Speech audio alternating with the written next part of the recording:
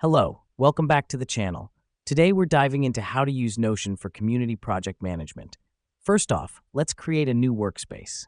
Go to the sidebar, click on plus new workspace, and name it after your community project. This acts as your project hub, a place where all your team members can collaborate and keep track of progress. Now that we've done that, let's set up a Kanban board. Click on plus new page in your workspace and select board. Name it Task Manager. This board will be our visual overview of tasks, which is crucial for efficient project management. Okay, time to add some tasks. Click on plus new, write your task, and assign it to a team member. The reason we do this is to keep everyone accountable and ensure all tasks are tracked.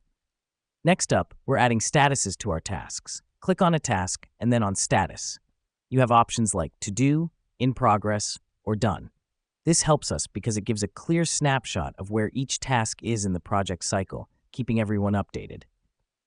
Now let's connect our tasks to a calendar.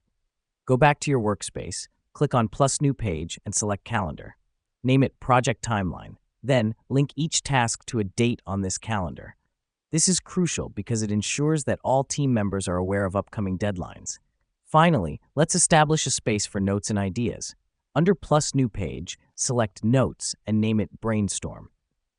This encourages creativity and allows for easy sharing of thoughts and suggestions. And that's it. Quick and easy project management with Notion for your community project. By following these steps, you'll have a streamlined, efficient, and collaborative project hub ready to go. Thanks for joining us today, and we'll see you in the next video.